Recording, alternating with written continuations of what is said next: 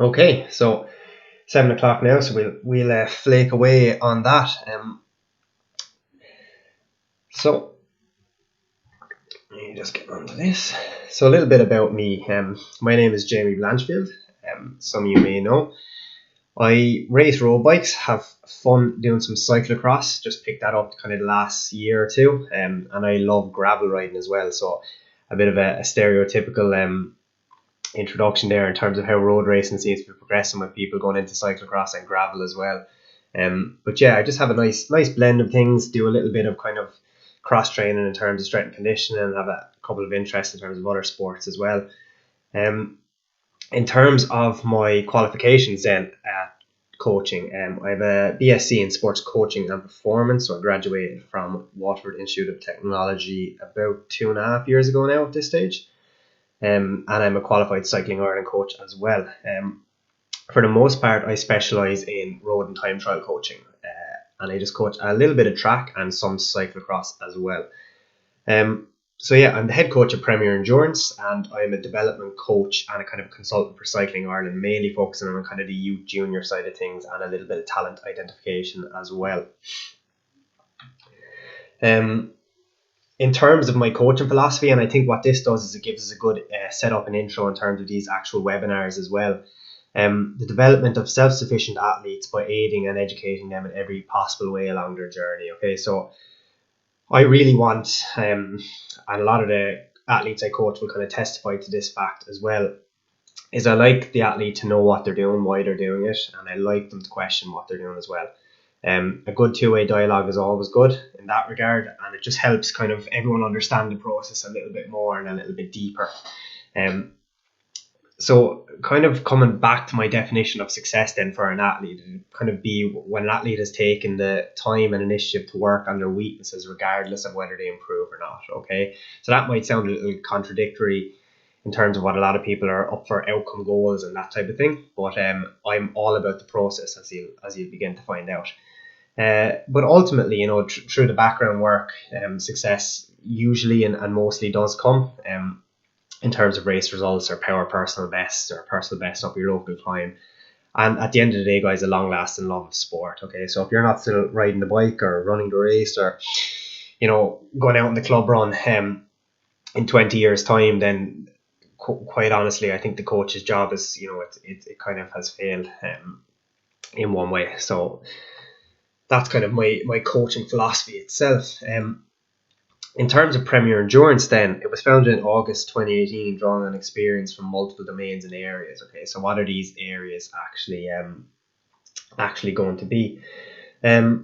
So essentially, I had kind of experienced coaching up along through kind of club level as a club volunteer coach, and then along through the kind of standard pathway that Cycling Ireland put out in terms of coach education, and then as well as that through the background in the kind of higher level education, and then kind of marrying the two with my love of sport as well. It was the obvious kind of area to go into in terms of coaching endurance athletes and setting up my own business.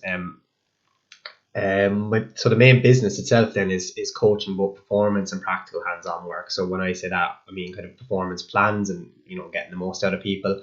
And then with the hands-on work, we're talking about skills. Some of you may have seen some of our skills videos on this YouTube channel as well. So we work with athletes ranging from recreation to professional level. So literally athletes who are struggling to clip in for their first time, up to guys who are winning UCI ranked races.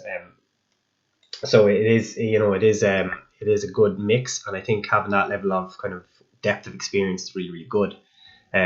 In terms of other services, then we offer club information days, going online now, obviously with these type of things, lactate profile testing, consultations, among a host of other things. So if you have any questions in that regard, let us know, and we can sort that out too. So onto the juicy stuff then, the outline of the actual webinar itself. Okay, goal setting. How do we do it effectively, right? Can we ever really have a balance between work, home, and training? We discussed that kind of in depth and the strategies maybe to strike that balance, or if the balance is, you know, is it even really possible? So yeah, the presentation itself will be kind of 30 to 45 minutes in length, roughly, including my long intro here. And just type questions as you go in the live chat, or you should have my email underneath there. I'll monitor that as well if you want to pop anonymous questions over if people don't want to see. And we can kind of we can touch on them during and afterwards. Then.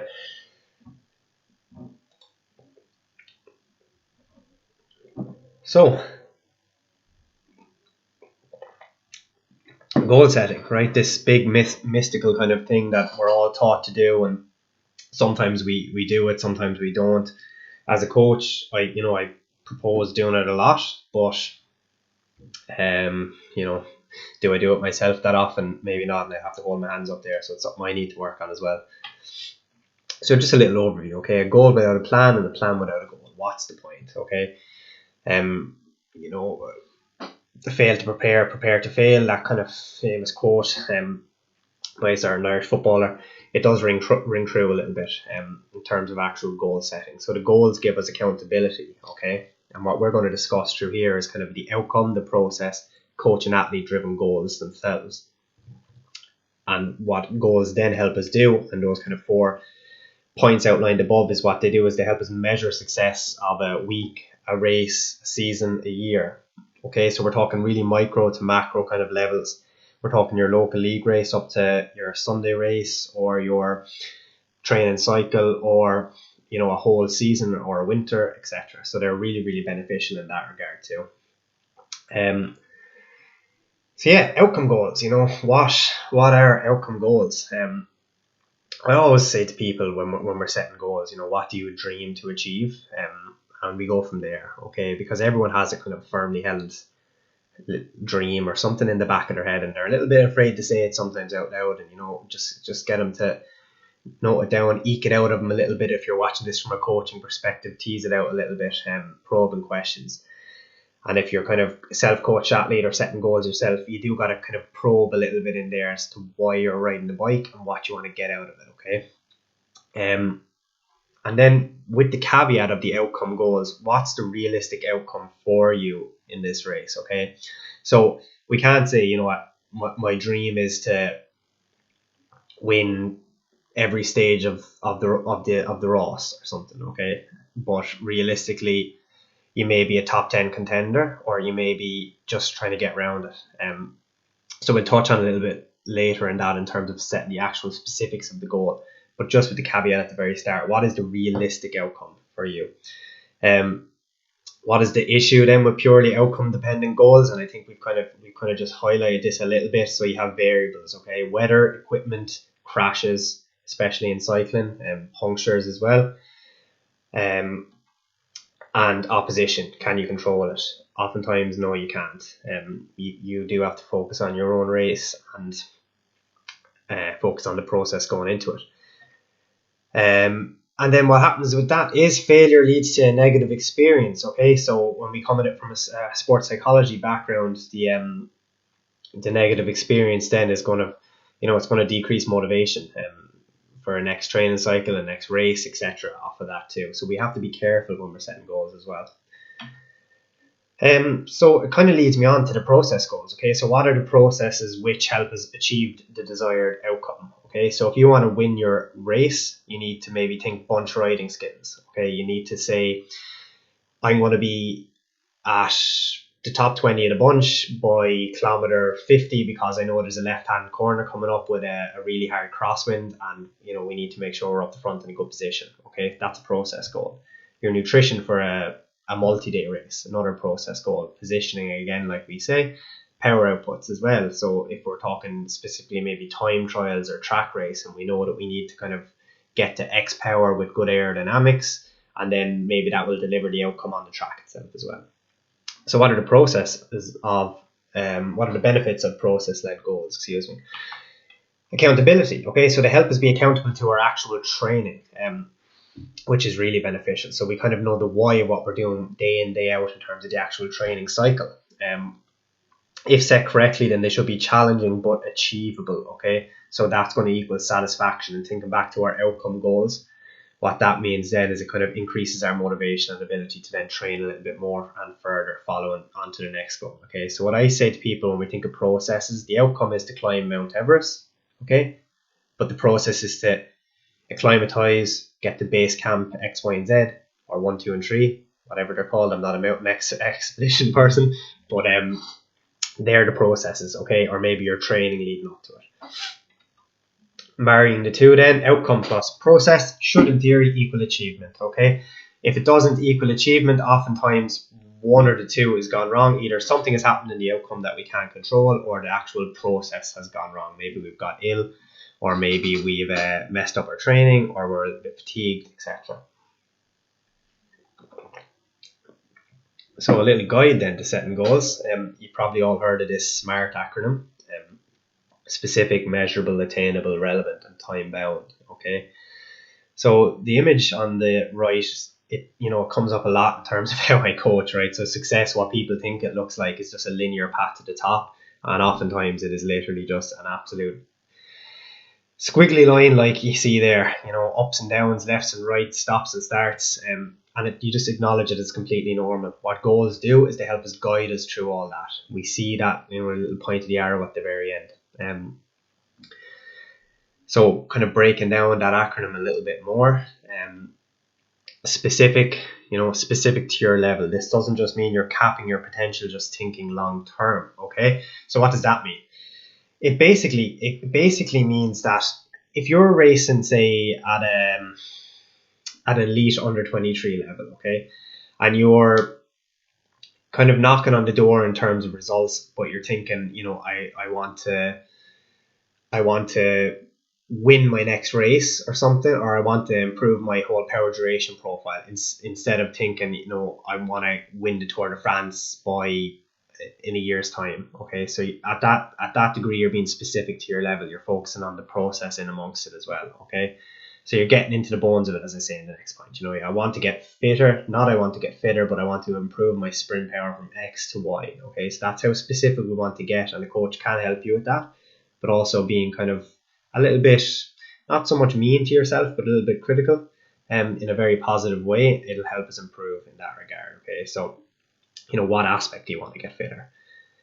And its specificity ties into each of the below, and in terms of time bound, but we'll talk about it in a little while, in terms of when do you want to complete it. Okay, so like if I want to improve my sprint power from X to Y by such and such a date. Measurable then, determine your baseline, testing, reflection, etc. Okay, so I'm big on kind of quantitative and qualitative metrics. So what does that mean? It means that we're measuring a desired, we're measuring a baseline and then kind of looking for a desired outcome off of that baseline. So whether that be your traditional FTP test, or a critical power test, or a lactate test, or even just a straight slog up a steep climb in your local area to see what your time is baseline. Okay, and then what I do is, from the qualitative side of things, we have a little reflection in terms of where our strengths and weaknesses actually are.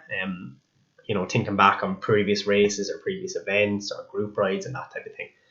And then just testing again periodically to observe changes depending on the goal. And what that kind of means is that if you're, say, we'll take the real simple example of going really hard up a climb, okay, every kind of 4 to 6 weeks, you'd want to retest that to see if your time is, trending in the right direction. Obviously, it comes with the caveat that there may be lots of headwinds or rain or something on that day, and that's where a power meter is a little bit valuable.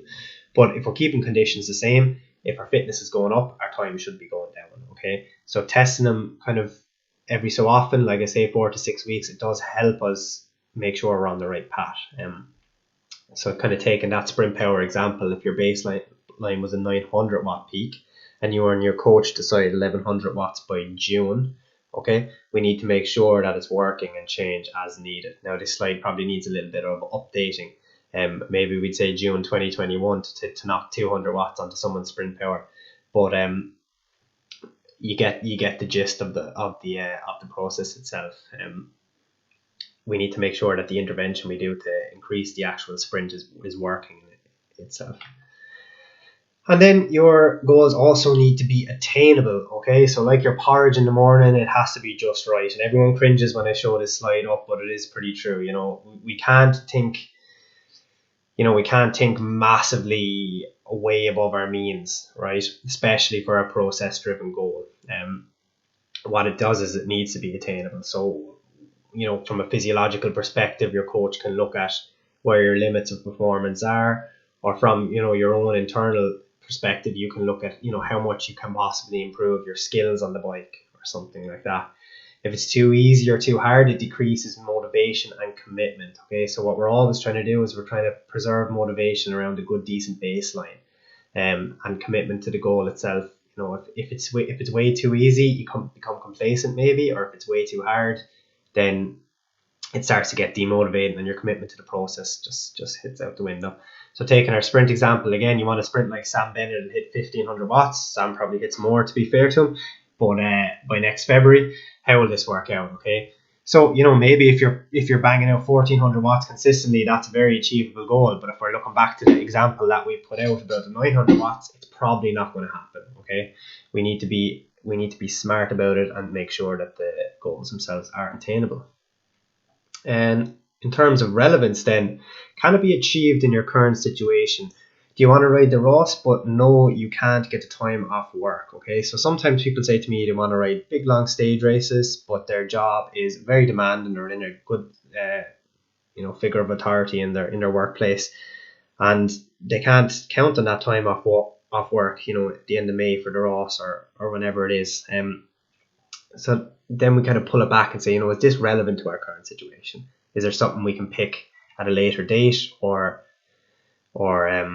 likewise? So do you want to train 20 hours a week, but have a 9 to 5 and a young family? It's probably not going to work out for you. We need to come back. We need to be specific, and again, bring the goals into the relevant domain. And then the goals need to be time bound. Okay, so what we were referring to at the very start, short and long term goals. For you, this could stem to daily, weekly, bi-monthly goals. You need to find what works for you. So personally, I tend to set goals on a daily basis, and people think of goals as these mad, unachievable things in terms of hyper motivated people set goals for every minute of their day. But simply, it's just writing down a list of what you want to do, or having a training program.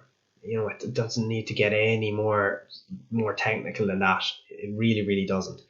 And that's kind of looking at our short-term goals. Okay, so that's a very immediate short-term goal, and then coming back into kind of the short to medium term goals, we look at weekly kind of training goals, which I get a lot of my athletes to set that I work with, and maybe monthly goals, and then yearly goals as well in terms of your long-term goals, and maybe even goals in a couple of years time as well for different events that are kind of they're a good bit outside your comfort zone, and we need a good bit of work to do on them still. You need to find what works for you. Okay, that's kind of what I'm getting at there. But each goal you set needs to have a deadline that you adhere to. Okay, and this is really, really important. I often say we use a starting and an end point instead of by this date approach. So what does that mean? Okay, it means that over a winter period, we'll say October, November, December, we want to increase our sprint power again, we'll take from X watts to Y watts. Okay, so over that period, that's when we want to do it.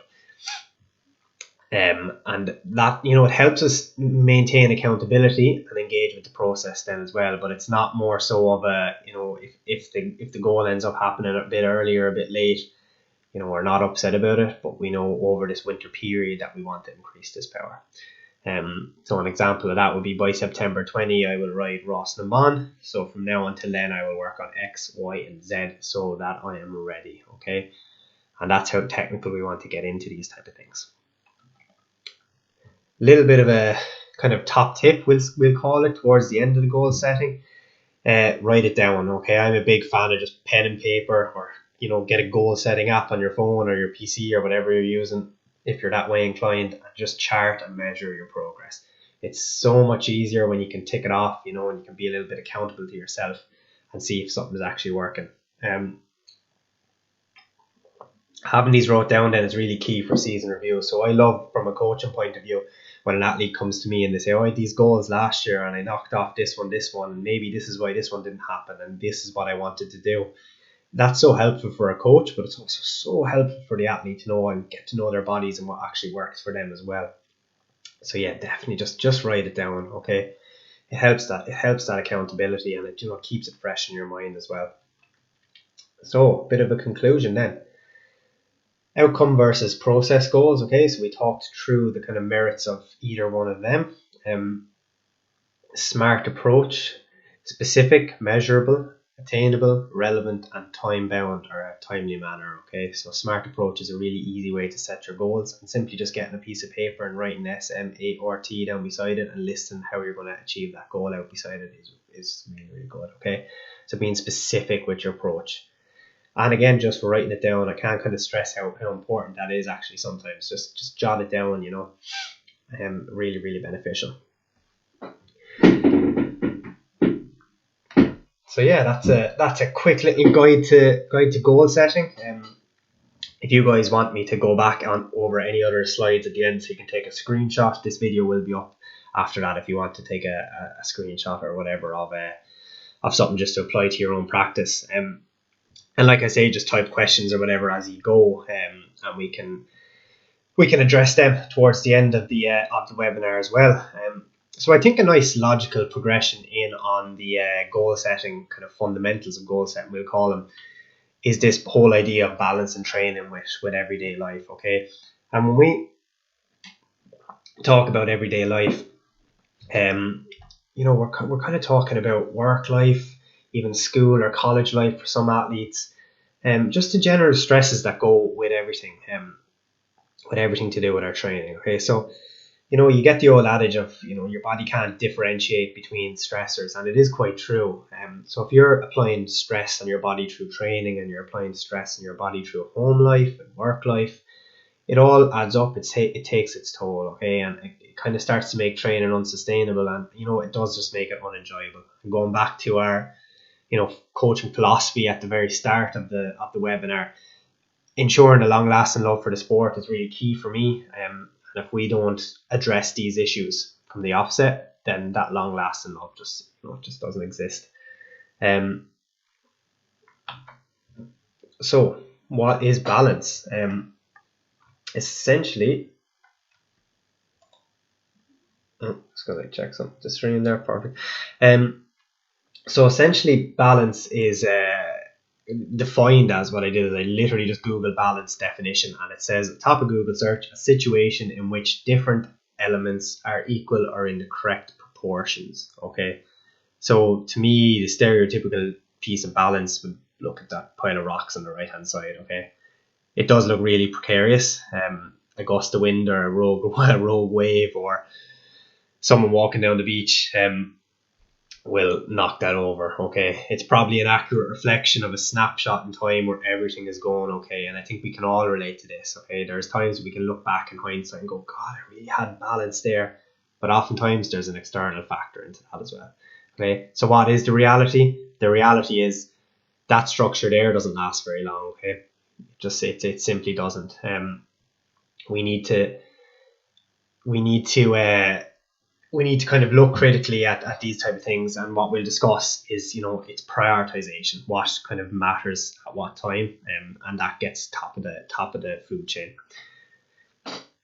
In terms then of, what is the answer, here's this little diagram up again, and it kind of reinforces that whole idea of the balance in stones that I was referring to just there in the previous slide. Success is it's not linear, and balance likewise, it just isn't possible a lot of the time.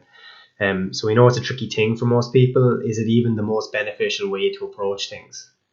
Are you burning the candle at both ends, so to speak, when you're trying to balance something? So what we'll do here is we'll discuss some strategies that are more practical than balancing everything at once, okay? So kind of number one in those strategies for me is really just prioritization, okay? So just like your various phases of training, where each aspect of your fitness takes priority at different times, your life should be no exception. So when I say that, in the winter we may be talking developing a big aerobic engine, long miles, that type of stuff.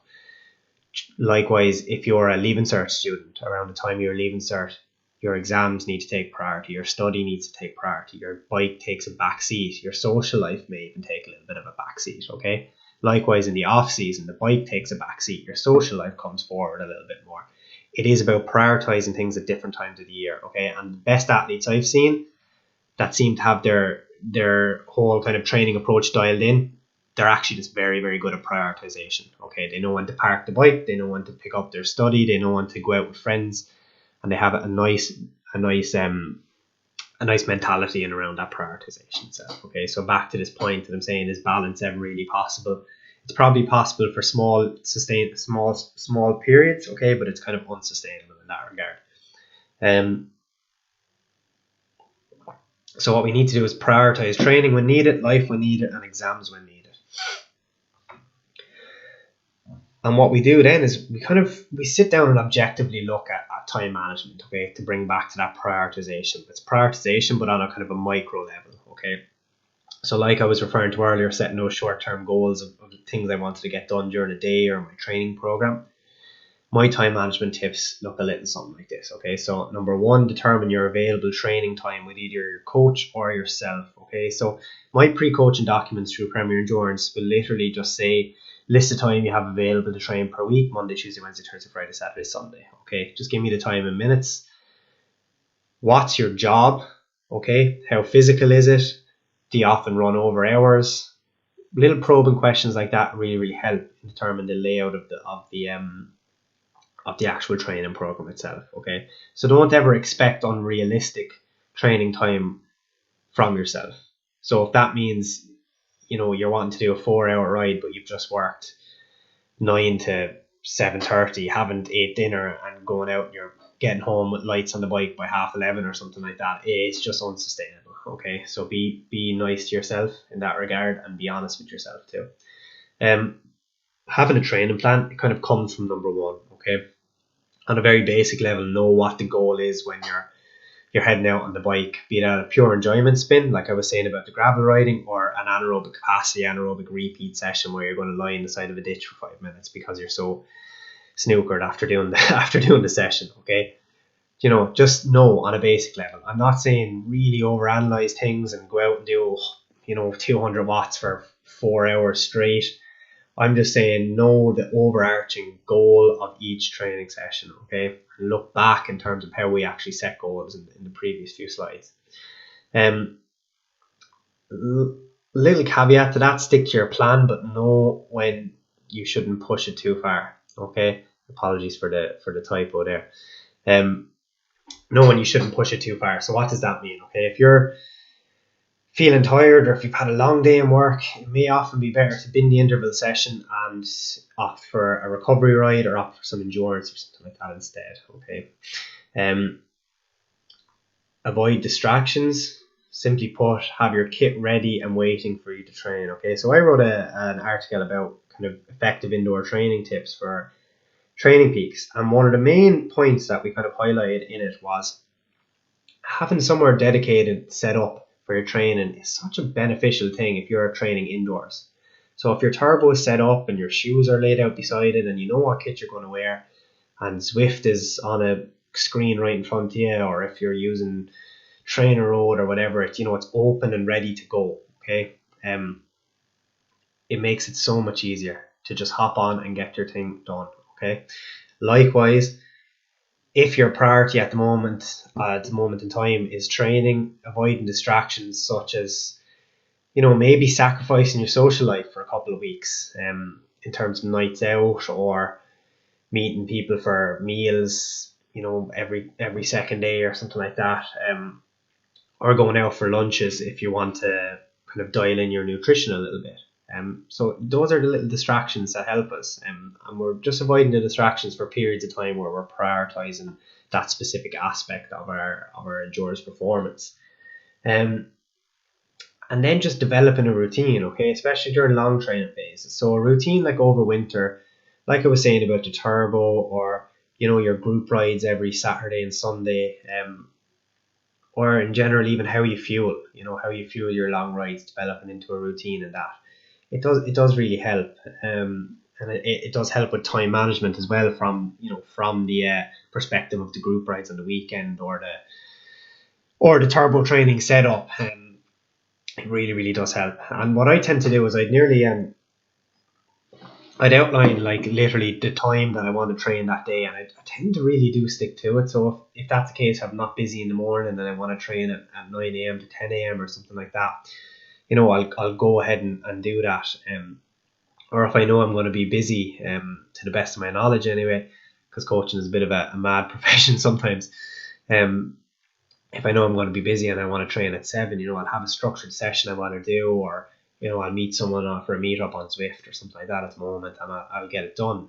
And I generally stick to that. If a gap opens up throughout the day, unless the weather or sun is splitting the stones and I just want to get out and enjoy the bike, I tend not to even opt for it.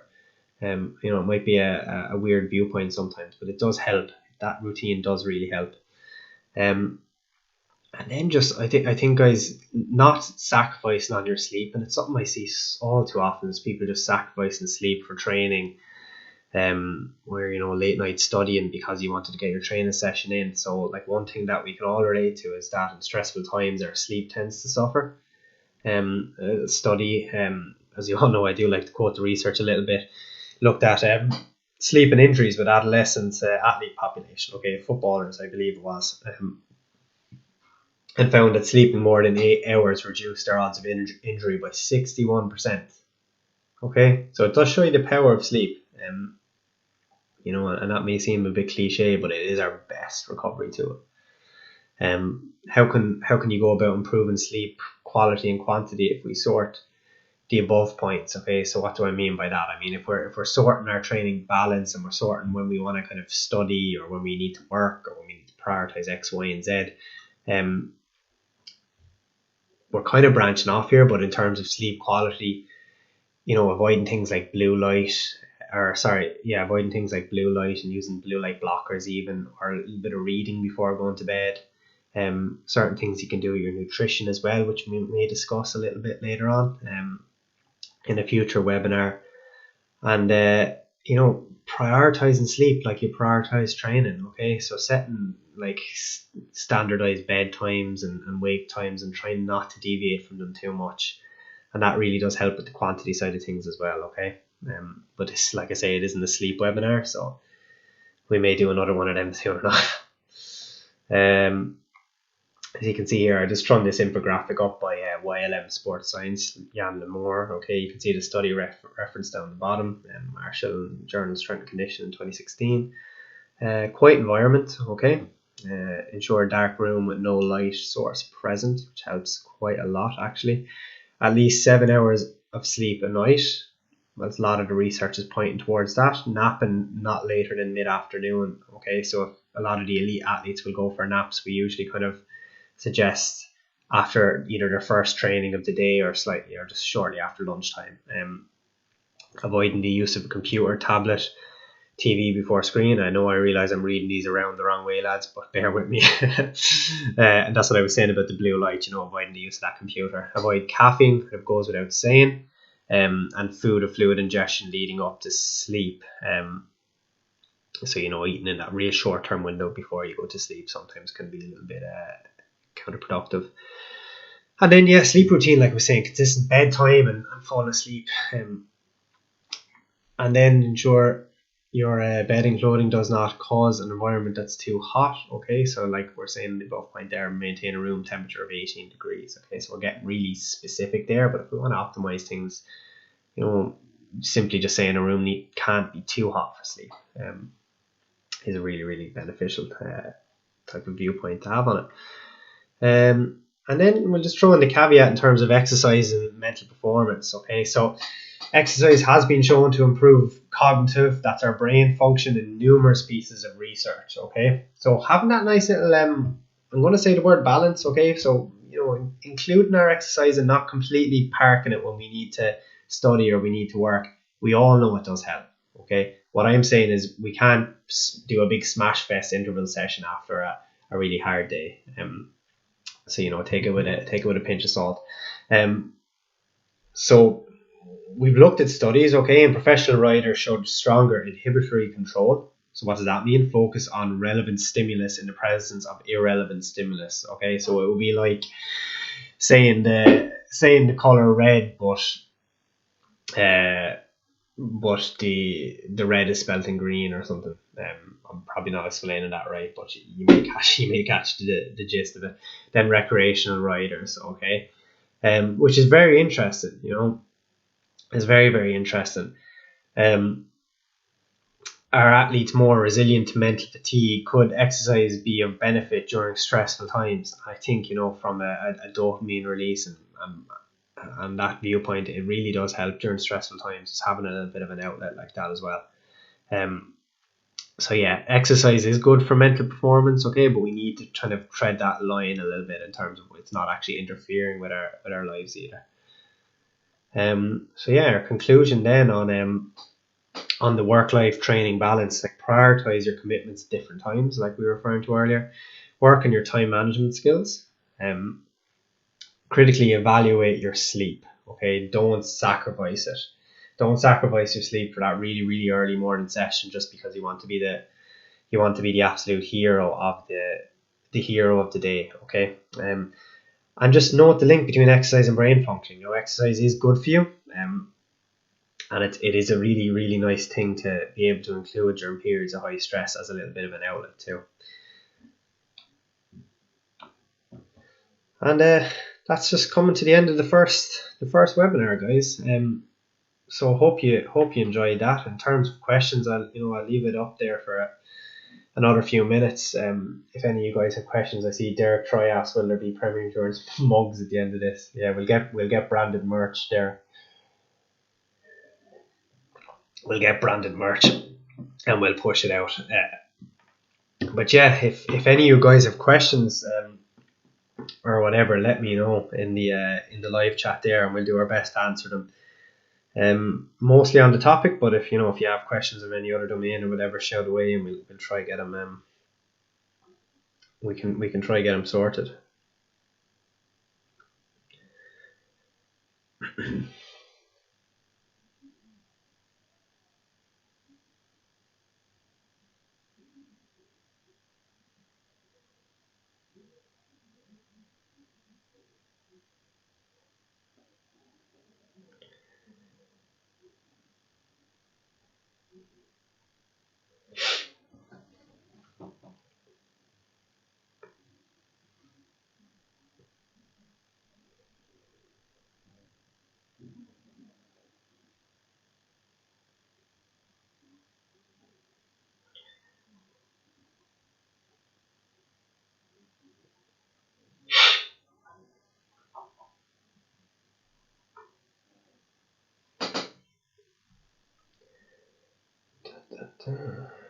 Yeah, like I said at the start as well, the email address there on the left hand side, if you can see that, Jamie at Premier Endurance, is open as well. So I'm just gonna jump over and check that too.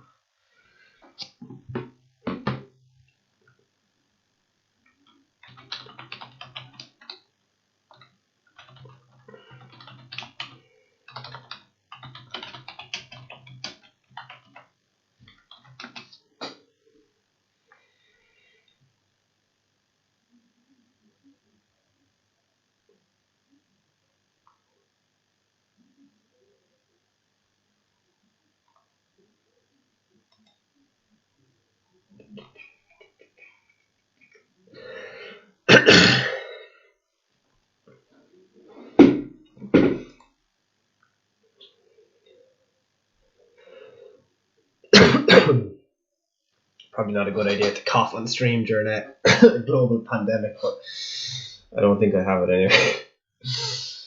Any questions on this?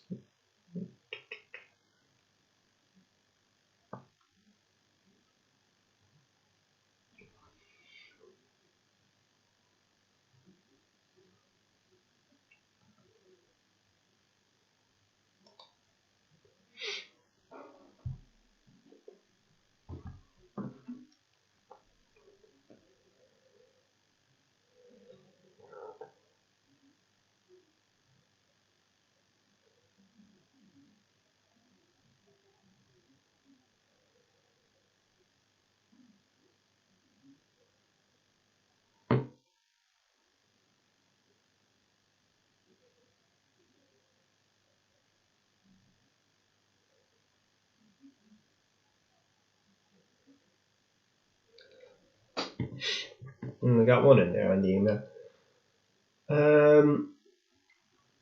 What's it say?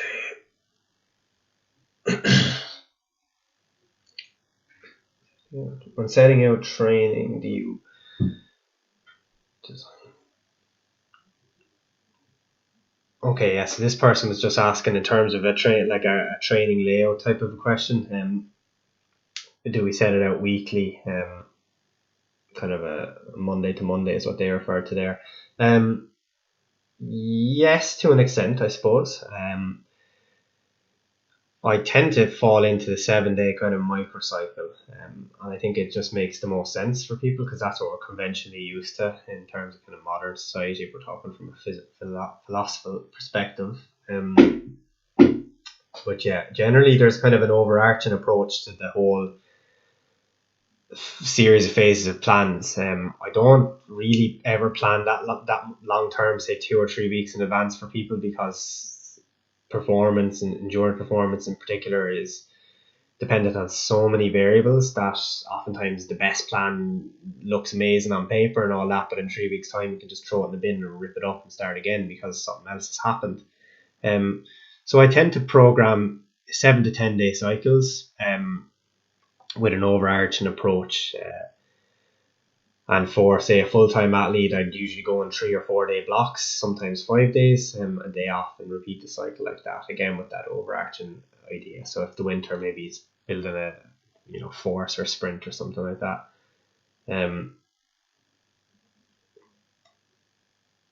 So I hope that answers your question. No idea what notification just popped up there. Yeah, so generally on a kind of a 7 to 10 day kind of cycle. I usually touch in with clients, if and whenever necessary. To be honest, that usually looks like every couple of days, over Training Peaks or WhatsApp or phone call or whatever works for people.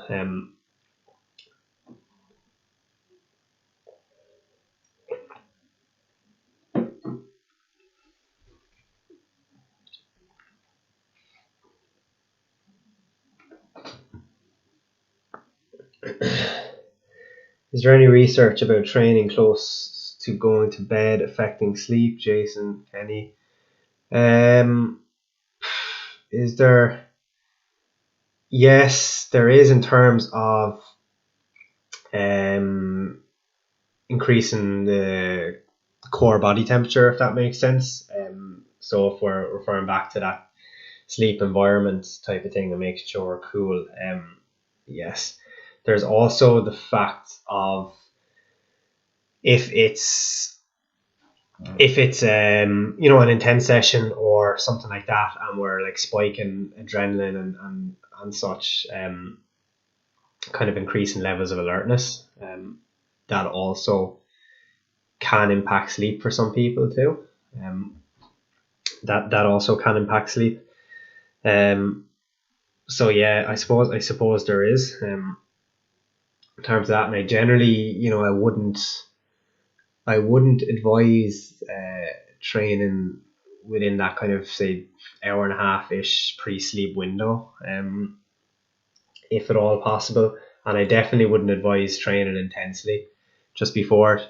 And that's from a practical standpoint in terms of like glycogen depletion as well.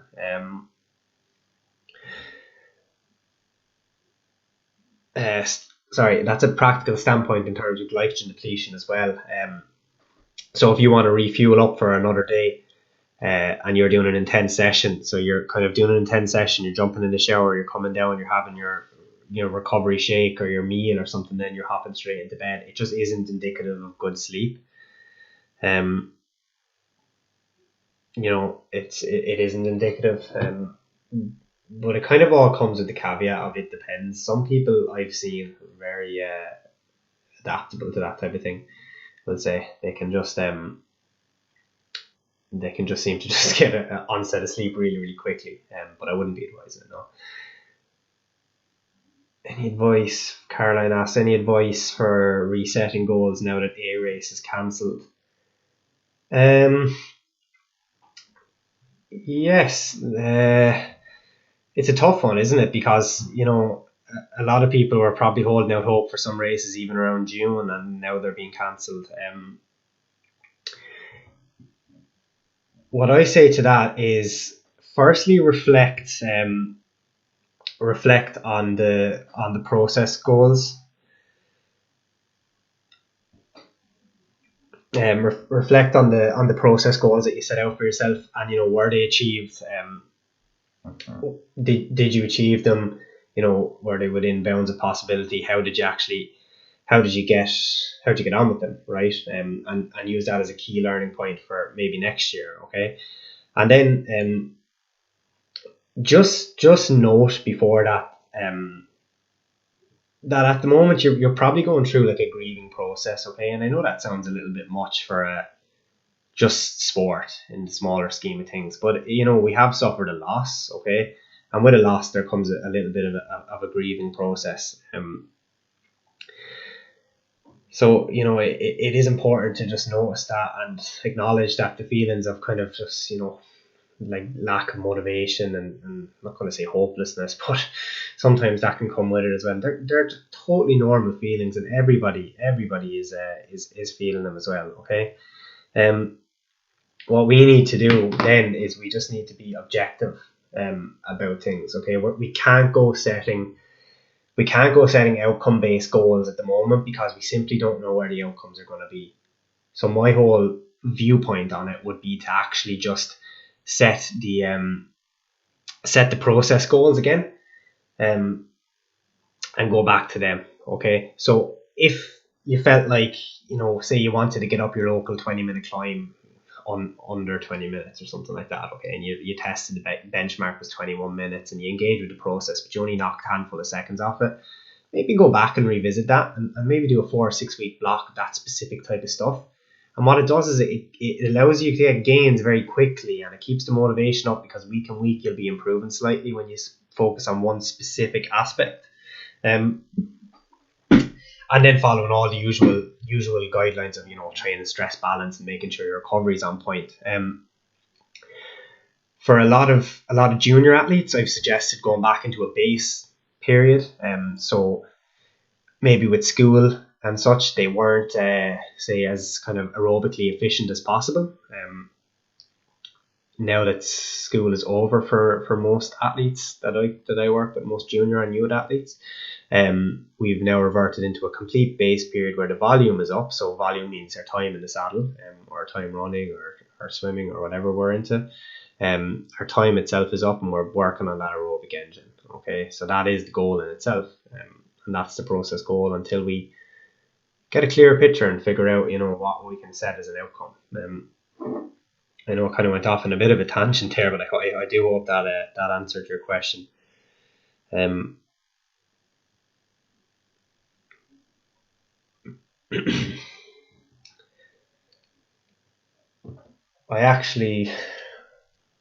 wrote a blog post maybe a month ago on the processing emotions for athletes following lockdown, I think it was called. It's on the Premier Endurance website anyway.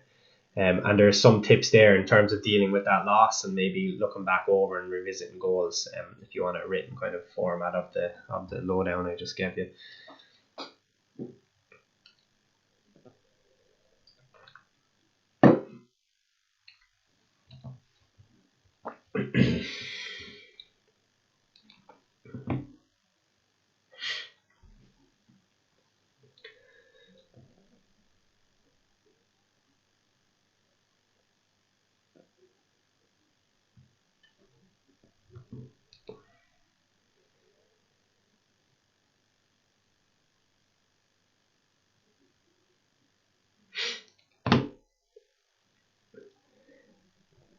Just check the email there one last time and we may call it then at that. If anyone else has any questions, get them in quick.